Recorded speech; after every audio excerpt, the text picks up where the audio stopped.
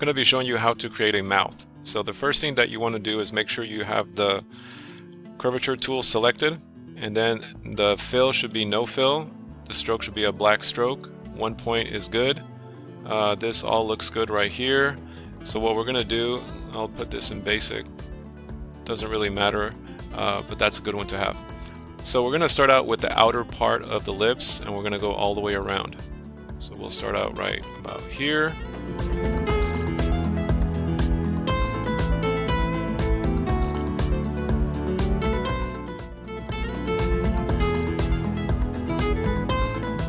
We're going to go all the way around and then double click when you get to the point right here to give that sharp angle. Now I should have done that here. There we go. And then in order to do the inside part of the lips, what we're going to do is we're going to start outside and we're going to go around and make a big type of view there.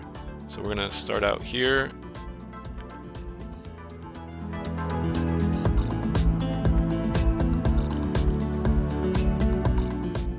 And end outside.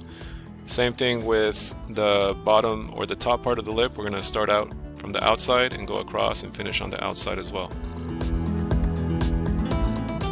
So you got to be careful not to click on a line, which I just did, so I'm going to make sure I don't do that again. I'm going to go like this. Finish on the outside. Now the next part would be that we're going to select the whole mouth. Okay, use the selection tool. We're going to zoom in a little bit.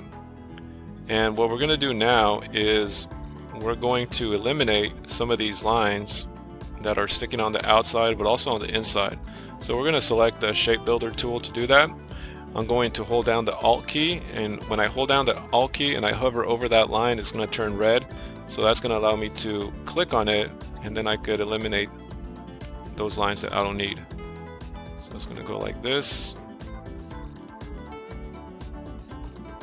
And there we go. Now that we have all those lines eliminated, now we're going to give it like a pinkish color for the lips, and then we're just going to do a white color in general for the teeth. We're not going to do the details of each tooth. So in order to do that, we are going to go to the swatches library here, and we're going to select skin tones. Now the skin tones I like to use because it gives it a more realistic look. So I'm going to select this skin tone right here, which is like a light pink, and make sure that you have your live paint bucket tool selected. And now I could go ahead and give the lips that more realistic look. And then after that, I could go to the white color here and give it that white color. And you could zoom out and you could see there how it looks like. So that's how you would create a mouth.